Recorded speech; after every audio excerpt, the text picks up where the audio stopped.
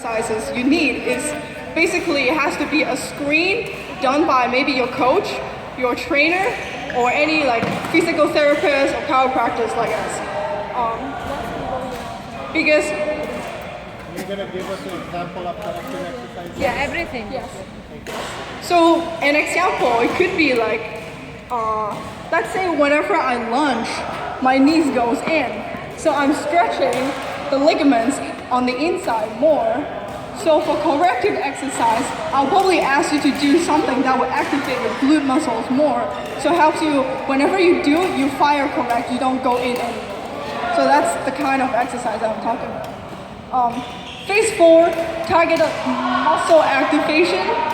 They're actually really similar to phase 3, except it has a greater emphasis on your intensity of your muscle contraction. So let's say, the first one, to activate your glutes, I ask you to maybe use a band between your legs and then do some crab walks. Second one, then I'm gonna ask you to do a glute bridge to actually move the muscle more, contract more.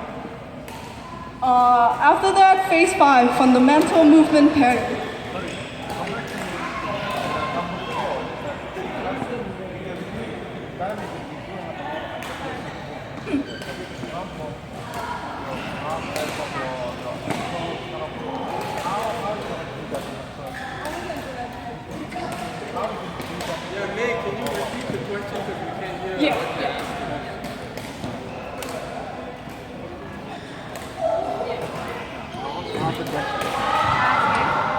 Yeah, I have a question for the number 4. That's where, because in badminton because we do a lot of explosive movements, which is, that's from the calf, from the thigh, then from the ankle also at the same time. So in order to activate that, what is the best way to do before all of our players to conduct the training, something like that? Exercise. Thank you. The exercises. What Mae's kind of talking about here is like after she does like an overhead squat with you or like the lunge and she finds out what muscles are weak, those are the like exercises she's going to give you personally to do on your own. But with the other exercises that we're talking about, we have actual cards of the exercises that gives you that global, like if you're doing explosive movements, like the kind of warm up that leads you to that and gets like your joints lubricated and your fascia and your tendons and your muscles all ready to go. Does that make sense? Okay, so we're gonna kind of go over that too. Is that? So there's no like right or wrong in doing warm-ups. It's all individualized. Now let's say like somebody has elbow pain, his warm-up is gonna be different from whatever I have. Maybe I have a knee pain. It's gonna be the targeted muscle is gonna be different.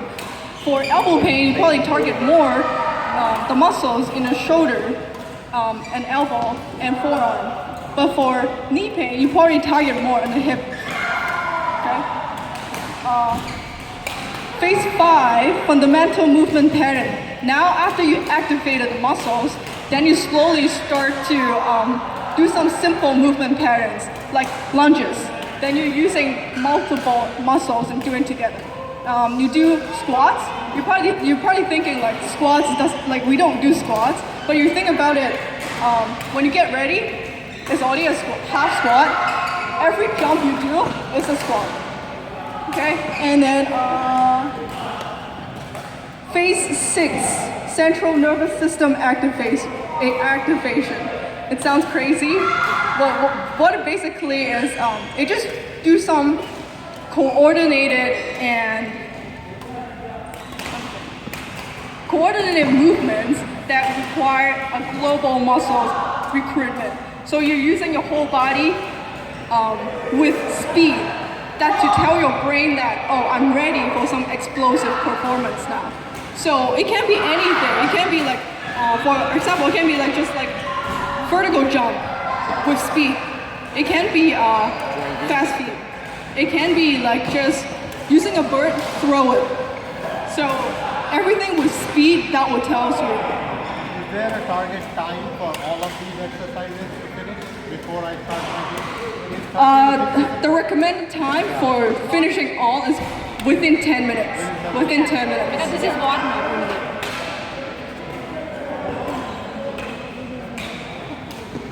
Hello. Okay.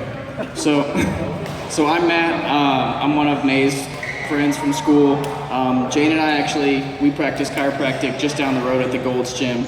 And so basically all those 6 steps that are very confusing that Mae just kind of talked about, all those complicated layers, is all kind of getting back to the theme of dynamic warm-ups. You want to be moving.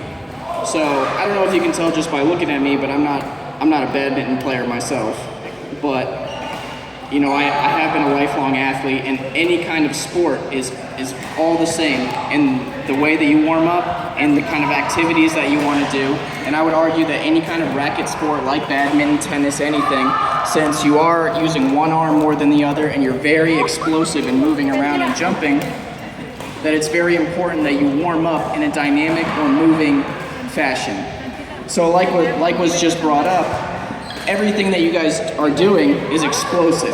Everything that you guys are doing, you're jumping around, you're moving, you're running back and forth, lots of arm movements, wrist flicks, everything. Like who plays badminton here standing still? Probably nobody. So when we got a couple. So when you're warming up, does it make sense to stand still and do all this kind of stretching and make your muscles all nice and loose? Or does it make more sense to be moving and getting your entire body into it and really prepping you and prepping these patterns that you need to be doing while you're on the court for 30 minutes, 45 minutes, an hour? It makes very little sense to stand there and get your muscles nice and long unless you're practicing a rhythmic dancing routine, which we're not doing here. We're trying to play badminton. We're trying to be very quick. Everything is going to require a lot of quick, fast twitch muscle activation. So we want to warm up, we want to get our heart rate up, we want to get all the muscles warm, filled with blood, ready to go, and activated and ready to do what we need to do. So, Jane's going to talk to us about some examples. So we'll actually go over this like in a group afterwards, but these are just an example of kind of the things that we're going to go over. We kind of have written on the cards. They're just a global kind of thing that warms up your lower extremity and your upper extremity, as well as like your mid-thoracic and lower extremity, basically. So we'll go over all this in a couple minutes. A great thing, so you want to do a dynamic warm-up, but you also want to do a post-exercise cool-down. Basically bringing the heart rate down to a very substantial level, so that you're not just going from 0 to 60 to 0 again in no time. So it kind of helps you. So it's like typically 3 to 5 minutes. You're gonna work on diaphragmatic breathing, which I know Mae wants to go over with you all. Instead of going from like a sprint, you wanna come down gradually and jog, and then basically to a walk. So that brings that heart rate down as well. But we'll go over that too. So we're gonna talk about common injuries. Basically sprained ankle, Achilles tendonitis, patellar tendonitis. Do any of you have any of those injuries today? Yeah, all of you, basically, yeah. But we picked pretty much the most common ones between everybody. So ankle injuries. So who has an ankle injury? Who doesn't have? You guys? Okay.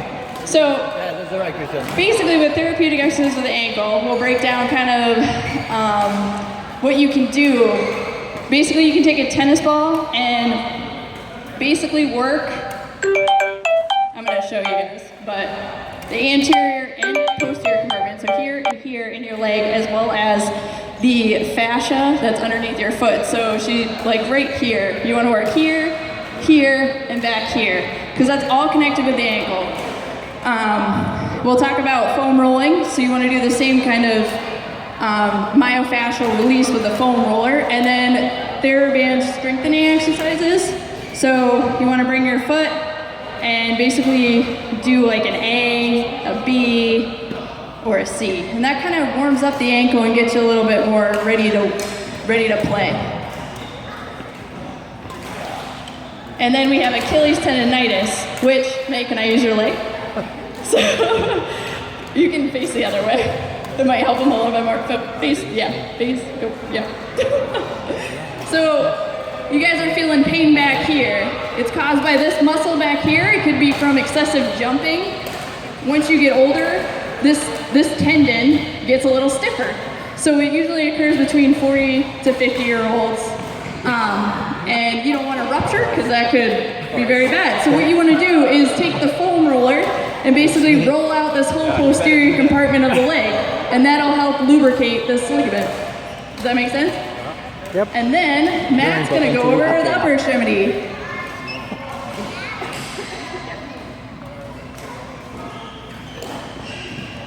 So the biggest thing with the upper extremity is mostly going to be on your racket arm, because that's where you're doing all the quick wrist flicks, the elbow swings, and you're working the shoulder a whole lot more. So common injuries that you're going to see with this is like tennis elbow.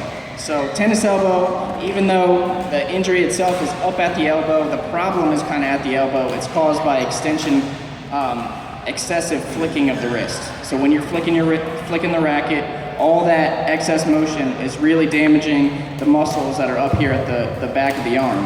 That's where all those big muscles, the forearm muscles, are getting irritated. So what tennis elbow is inflammation of the outside of your elbow. So if you have pain there, if it's hurting you when you're gripping, if it's hurting you when you're doing all those kind of motions with the wrist and it's hurting on this either the outside or right at the elbow, you might have some tennis elbow. So some easy things to do, again, you can use a tennis ball and just kind of mash out all those muscles, all that meaty part of your forearm, even up to where that bony part of your elbow is. It'll probably be a little bit tender there, but if you just mash it there, hold the tennis ball there, move your wrist around a little bit, it'll probably be pretty sore, and that will generally mean that you're doing it right, because that's where all that kind of inflammation and irritation of that muscle is. It's just that muscle just pulling a little bit too hard, a little bit too quickly, and so it's irritating the side of your elbow. Other things that you can do is, in terms of a warm-up, you can do things that just quickly, with holding your racket to give you some weight, just do some quick perturbations or just kind of wiggles. I call them shoulder wiggles, just with your racket holding straight out. You can either do this lying on your back, you can do it holding straight out, keep your elbows straight, do some quick wiggles, up, down, circles the other way. What that's going to do is help activate all those tiny muscles in your rotator cuff and your shoulder, wake them up, and that's going to help everything kind of downstream. So that's a good kind of general warm-up too, that you would want to do, especially if you have any kind of shoulder problems before every session. Another thing that you can do if you have the problems at the elbow is you can do towel wring outs. It's shown there with a fancy expensive TheraBand tool, but you can do it just with a towel. So what Jane's going to demonstrate here is you keep the elbows straight and then you just wring out the towel as hard as you can with one side, flip it around, and do the same thing on the other side. So, yep. So I have tennis elbow from the left side. I still do I focus more on my left? And then You would always want to do everything both sides. So you'll wring it one way, then you'll come back and wring it the other way. And for all these exercises, you'll want to do it 3 to 5 times each side. Again, especially since you're doing a racket sport, so anything with the arms, you're going to be very unbalanced, because that's just kind of the nature of the game. So to keep yourself kind of balanced and help you both on the court and out in life, you want to keep everything as symmetrical as you can. So even though whatever your racket arm is going to be the one that gets hurt the most, anytime you're warming up, exercising, do the same thing on both sides. And then the last thing that you can do is just some general kind of forearm stretching. Again, the static stretching, the stretching standing still, is generally less useful than stuff that you're keeping up and moving. But if you already are injured, the name of the game is to keep everything kind of loose and pliable anyways. So you can just do some forearm stretches, just keep your elbow straight, flex the wrist down, and then you can do the same thing holding the wrist up. So that's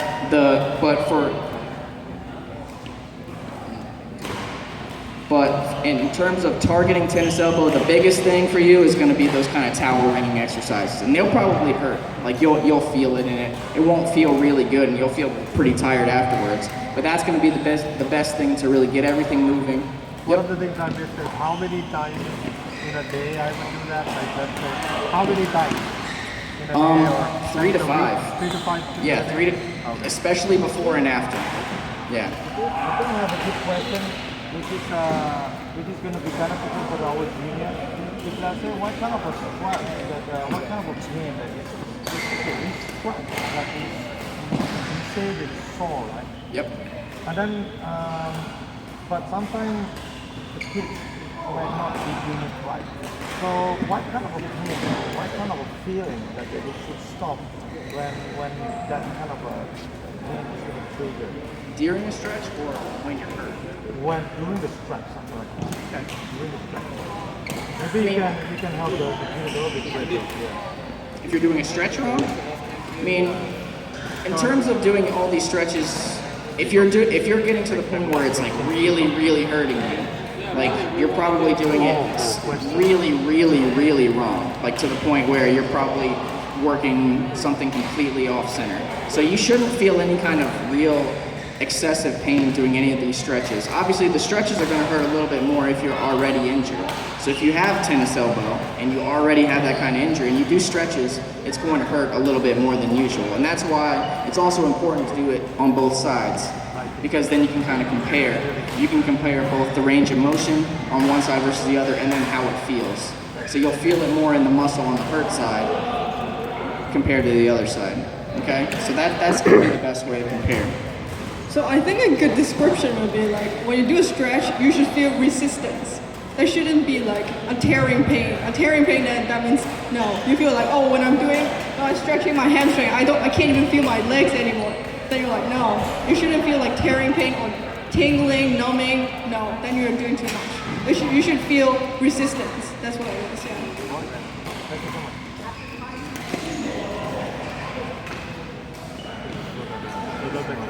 Same thing for the rotator cuff, the shoulder. Like we said, we can do the same thing with the racket. You hold a racket. A racket's good because it gives you a little bit extra weight, and then just stand there, start up and down. Really try to move just from the shoulder. Don't move from your body. Don't move from the elbow. Don't move from the wrist. Everything stays straight, and you're just moving, just kind of wiggling the shoulder and letting it kind of just bounce. Do the same thing to the side. Circles, circles. Really, really nice, quick, sharp, and that's gonna cause all those little tiny muscles that are in your shoulder to fire in unison. Wake them up, get them moving. Other things that you can do to start off is just shoulder circles. I'm sure everybody's kind of done these before. Front, back, small, big. That's going to be a good place to start. If you already have shoulder problems, that might irritate you a little bit. But again, just work into it. If you're feeling some kind of ripping pain in your shoulder, back off a little bit. Start with more of the tennis ball, smashing it out, working it out. If you're poking around in there and you find a tender spot, maybe stay there, work around for a few minutes. Try to move your shoulder as you're like poking that around. See if it changes. See if the pain moves somewhere else. See if the pain starts to go away. And if it does, problem solved. Other things that we can do is Y's, T's, and I's with rackets, and that's just going to be different motions that you're going to just do. You can hold a racket in one arm, but do it on the same both arms. Switch arms, just to add a little bit of weight. If you want to use, if you have a band, you can do that. If you have any other kind of hand weights, you can do that. Just really to work out the shoulders and add some resistance for that.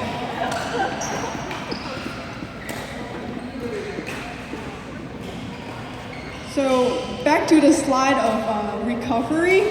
For recovery, nutrition is a huge part, as Sandeep told us.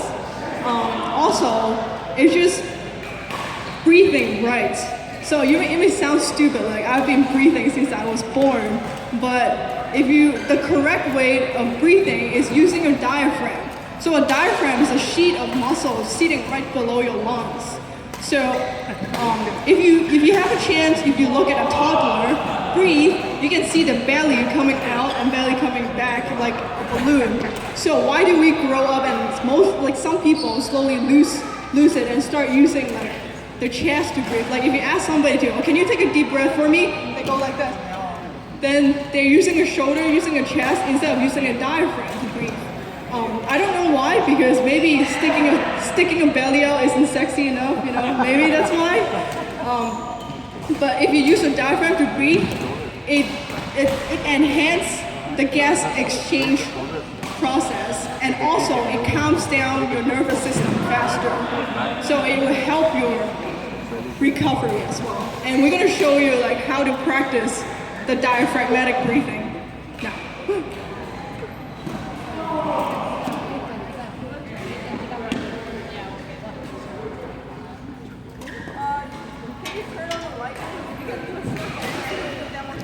Sure.